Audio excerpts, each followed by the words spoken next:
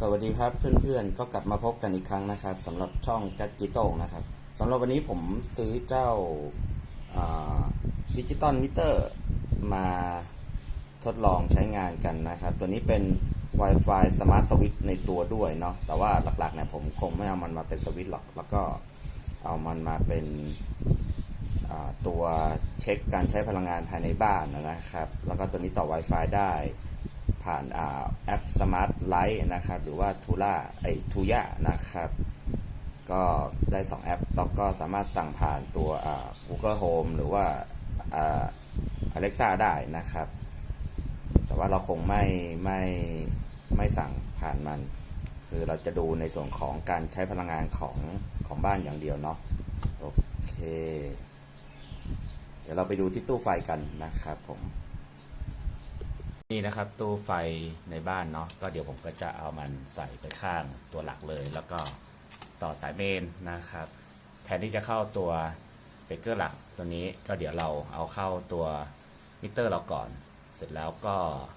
ค่อยออกมาใช้ภายในบ้านนะครับว่าเป็นยังไงบ้างเนาะโอเค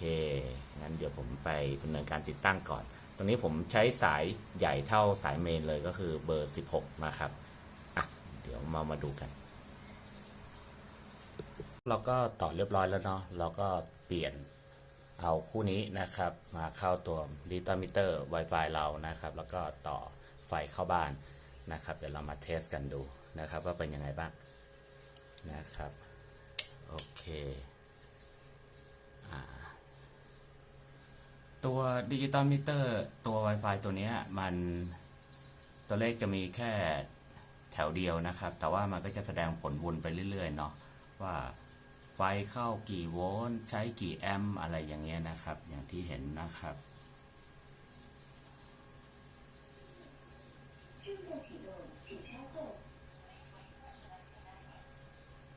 โอเคเดี๋ยวเรามาลองเซต Wi-Fi แล้วเรามาดูในตัวโปรแกรมกันนะครับว่าจะเป็นยังไงบ้างนะครับเดี๋ยวสักครู่หนึ่งเอาละครับเดี๋ยวเราจะมาลองตั้งค่ามันดูนะครับตรงนี้เดี๋ยวเราใช้เป็นสมาร์ทไลท์ละกันนะครับโอเคแล้วก็มันต้องแพร์เนาะกดแช่ไว้โอเคไฟขึ้นแล้วทดสอบแอดดีไว้เนาะ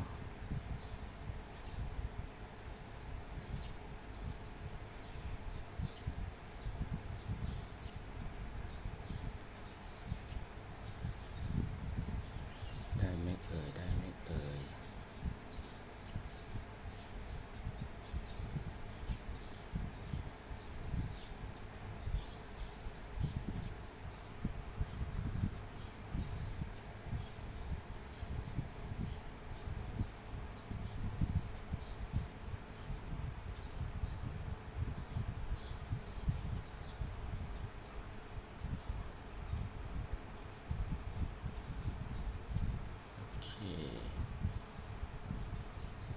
เราเจอละนะครับ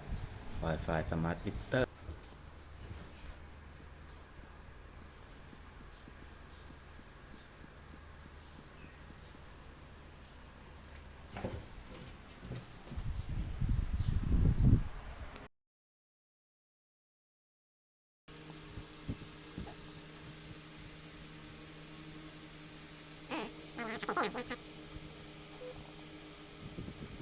เสร็จสมบูรณ์นะครับ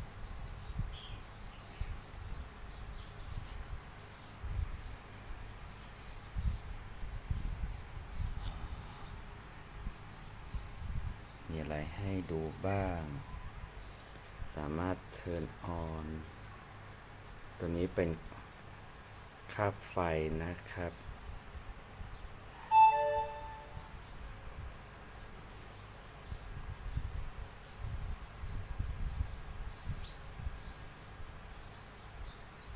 อันนี้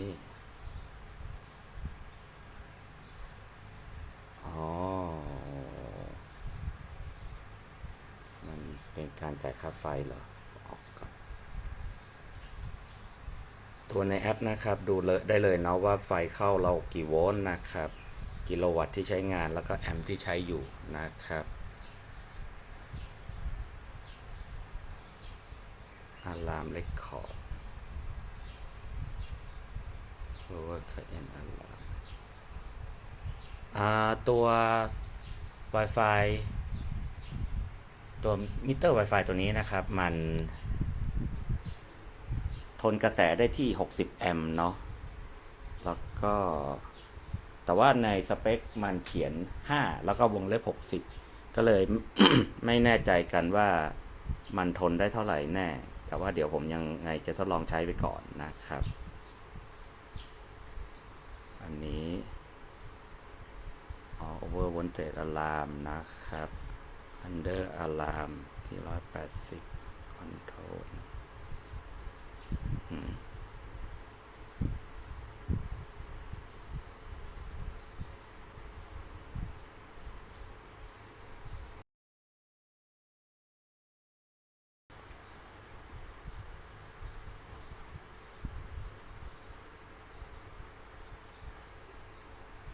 ตัวนี้เป็นอีเวนต์ก็ไม่มีอะไรนะครับสเกจดูลก็น่าจะสามารถตั้งเปิดปิดไฟบ้านได้เนาะ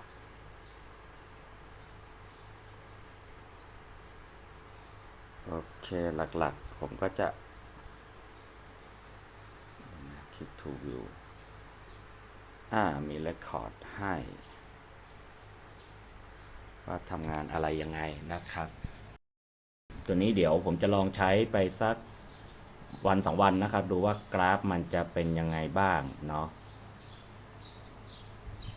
แล้วก็ตัวนี้น่าจะเป็น turn on turn off โอเคจริงๆด้วยนะครับ turn on turn off เนาะมาฮิตเตอร์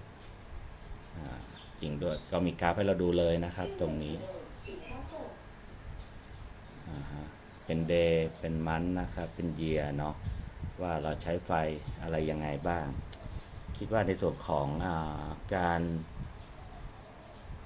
เช็คการใช้พลังงานในบ้านก็น่าจะเวิร์กพอสมควรนะครับในตัวนี้เนาะ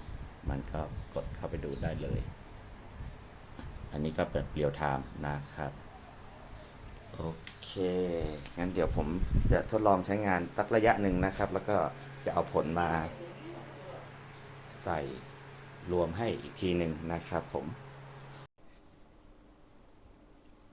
เอาละครับสำหรับตอนนี้เราก็ติดตั้งมาประมาณครึ่งวันแล้วนะครับก็มาดูในตัวแอปกันว่าเป็นยังไงบ้างนะครับก็คือตรงนี้ผมเปลี่ยนเป็นชื่อ Smart Meter แล้วก็ตัวมันเองนะครับเท่าที่ผมดูทดสอบเนาะก็คิดว่าน่าจะทนกระแสได้เต็มที่ของบ้านนะครับตัววงเล็บมัน5วงเล็บ60แอมป์นะครับแล้วก็ช่วงบ่ายๆนะผมใช้ประมาณน่าจะขึ้นไปเกือบ20แอมป์นะครับตัวมิเตอร์ก็ยังไม่เป็นไรนะครับก็ยังไม่มีการแจ้งเตือนใดๆเนาะแล้วก็ตัวนี้ผมต่อผ่านตัวสมาร์ทไลท์ไปนะครับไม่ได้ต่อผ่านทูล่าเนาะก็ต่อได้เหมือนกันนะครับแล้วก็ผมก็เอาเป็นตัวเมนเลยแต่ว่าใน ใน Shopee เนาะมันก็เหมือนแนะนำให้ไปต่ออุปกรณ์ไฟฟ้าเป็นส่วนๆไปอะไรเงี้ยแต่ว่าพอดีผมจะเอาแค่มิเตอร์มาวัดกระแสไฟฟ้าภายในบ้านนะครับก็เลยต่อตัวหลักเลยเนาะแล้วก็ในส่วนของที่เราเห็นนะครับตอนนี้ผมเปิดแอร์ตัวเดียวนะครับในห้องแล้วก็เปิดเครื่องใช้ไฟฟ้ากับเครื่องคอมพิวเตอร์อีกนิดหน่อยก็วิ่งอยู่ที่ประมาณ2กิโลวัตต์นะครับเช็คโวลต์ให้เราด้วยนะครับ230โวลต์เนาะแล้วก็ตัวแอมก็กินอยู่ประมาณ10แอมนะครับผมเคยทำคลิปก่อนหน้าเนาะเกี่ยวกับตัวนี้ตัวขออนุญาตออกไปข้างนอกนะครับตัว EV Link เนาะก็คือเป็นเบรกเกอร์แอร์ห้องนอนนะครับตอนนี้แอร์เป็นอินเวอร์เตอร์เนาะมันก็กินไฟประมาณ300กว่าวัตต์นะครับเนื่องจากเปิดมาสักพักละกำลังไฟก็เลยกินน้อยลงนะครับเราไปที่สมาร์ทไลท์นะครับมิเตอร์ก็อันนี้น่าจะรวมเรื่องไฟเรื่องอื่นๆไปก็เลยกินไฟเยอะหน่อยแล้วก็กราฟก็ขึ้นมาแล้วนะครับตรงนี้พ อเรากดมาทีนึงนะครับก็ขึ้นมาตั้งแต่ช่วง10 โมงนะครับเริ่มใช้ก็มันก็แบ่งให้เป็นชั่วโมงเลยเนาะอันนี้ก็ 0.4K ในชั่วโมงนี้นะครับแล้วก็ช่วงเย็นผมเปิดแอร์2 ห้องนะครับก็เกือบ4หน่วยเนาะ 3.28 นะครับแล้วก็ลงมาที่2อันนี้เหลือ 2.8 ต่อชั่วโมงนะครับกำลังจะ2 ทุ่มละโอเคก็คือนี่ก็เป็นการกินไฟประจำวันนะครับครึ่งวันก็ปาไป16 หน่วยเลยนะครับมีรายเดือนรายปีให้เราด้วยนะครับคิดว่าน่าจะตัวข้อมูลน่าจะเซฟบนเซิร์ฟเวอร์ไปเลยเนาะเซิร์ฟเวอร์ของตัวแอปนะครับแล้วก็ตัวเมนูที่2นะครับ Expense เนี่ยน่าจะเป็นงานตั้งจ่ายเงินอัตโนมัติแต่ว่าบ้านเราไม่มีบริการนะครับแล้วก็ผมว่าคงไม่เปิดใช้มันแหละแล้วก็ช่างในส่วนของนี้ไปในส่วนของตัวระบบไปนะครับสเกจดูลสามารถตั้งเปิดปิดได้นะครับกำหนดการว่าจะเปิดปิดอะไรยังไงนะครับแต่ว่าก็ไม่น่าได้ใช้งานเพราะว่าผมเป็นตัวหลักในบ้านเลยแล้วก็กำลังคิดเลยครับว่าถ้าฉุกเฉินมาเนี่ยก็น่าจะสั่งปิดได้อย่างเดียวเพราะว่าถ้าไฟดับแล้วก็ Wi-Fi ก็น่าจะหยุดทำงานแล้วก็ตัวมิเตอร์ก็น่าจะต่อออนไลน์ไม่ได้โอเคก็สรุปแล้วนะครับเท่าที่ทดสอบใช้งานตัวมิเตอร์อ่านค่าแบบเรียลไทม์อยู่นะครับแล้วก็เท่าที่ดูเนี่ยมันก็เหมือนกับรีเฟรชทุกๆ5 วิ 10 วินะครับเท่าที่เห็นมันทำงานอยู่นะครับก็ถือว่าเกือบเรียลไทม์แล้วกันเนาะสำหรับสมาร์ทมิเตอร์ตัวนี้นะครับแล้วก็การต่อกินไฟเนาะอยู่ที่ประมาณ6 โวลต์นะครับตัวมันเองก็คือไฟต่อผ่านมันก็จะกินอยู่นิดนึงนะครับฟังก์ชันอื่นๆส่วนตัวผมไม่ค่อยได้ใช้งานนะครับก็เลยไม่ได้เน้นมันนะครับก็หลักๆน่าจะอยู่ประมาณนี้ส่วนตัวผมซื้อมาที่750 บาทนะครับยังไม่รวมค่าส่งเนาะยังไงคิดว่ามันก็คงจะอยู่ในราคานี้ไปอีกระยะหนึ่งนะครับของที่ตอนผมสั่งมาร้านนี้น่าจะอยู่ที่จีนครับก็มาช้าหน่อยแต่ก็การใช้งานไม่มีปัญหาอะไรนะครับก็ใช้งานได้ดีสำหรับตัว Smart Meter ZMAI -90 นะครับตัวนี้ก็มาสรุปปิดท้ายกันอีกนิดนะครับสำหรับข้อดีข้อเสียเนาะสำหรับข้อดีของมันเนี่ยมันก็คือมันต่อ Wi-Fi แล้วก็สามารถเช็คปริมาณของการใช้ไฟประจำชั่วโมงประจำวันประจำเดือนได้นะครับแต่ว่าในข้อเสียของมันก็คืออย่างที่เราเห็นก็คือตัวมันจะต้องต่อ Wi-Fi เพื่อที่จะเปิดหรือปิดอุปกรณ์แล้วก็ในส่วนของออปชันที่เราเห็นตรงนี้ก็คือในส่วนของกำลังไฟต่ำกว่าเท่าไหร่เราสามารถตั้งได้เพื่อให้ถ้าสมมุติเราเปิดคอนโทรลเนี่ยเพื่อให้เวลาสมมุติถ้าไฟต่ำกว่า180เนี่ยให้มันตัดการทำงานเลยแต่ว่าประเด็นของมันก็คือเป็นข้อเสียเลยก็คือสมมุติถ้าไฟมาคืนเนี่ยเกิน180มันก็จะไม่ออนอัตโนมัติเราจำเป็นต้องหา Wi-Fi ให้มันเพื่อมาเปิดออนให้มันอีกทีหนึ่งบนหน้าเครื่องไม่มีปุ่ม on off นั่นเป็นข้อเสียใหญ่อีกข้อเสียหนึ่งนะครับถ้าสมมุติเราเปิดฟังก์ชันนี้นะครับover voltage เหมือนกันนะครับถ้าสมมุติเกิน250ถ้าสมมุติเราเปิดปุ่มคอนโทรลมันก็จะตัดไฟหลังจากไฟเกินเนาะตรงนี้แต่ว่าเวลาไฟมามันก็จะออนไม่ได้มันก็จะต้องหาอินเทอร์เน็ตเกาะเพื่อให้เราสามารถสั่งผ่านอินเทอร์เน็ตได้เพราะฉะนั้นสำหรับใครที่จะเปิดออปชัน2ตัวนี้นะครับรวมถึงเดี๋ยวนะออปชัน2ตัวนี้รวมถึงตัวชุดเซตติ้งตัวแอมนี้เนาะเพิ่มด้วยนะครับก็คืออาจจะต้องเปลี่ยนแทนที่จะเป็นมิเตอร์หลักสำหรับบ้านอาจจะไปเป็นมิเตอร์ย่อยสำหรับอุปกรณ์ไฟฟ้าอื่นๆที่ไม่ใช่ตัวหลักเนาะเช่นอาจจะไปต่อตัวตู้เย็นกันตู้เย็นมีปัญหานะครับเวลาไฟตกเนาะไฟตกไฟอ่อนเนี่ยเวลานั่นตู้เย็นจะมักมีปัญหาหรือว่าเอาไปต่อตัวแอร์นะครับหรือว่าในส่วนของเครื่องซักผ้าอะไรอย่างเงี้ยนะครับก็เอาไปต่อเป็นปลายทางเนาะเสร็จแล้วเนี่ยตรงนั้นถ้าสมมุติมันออฟอยู่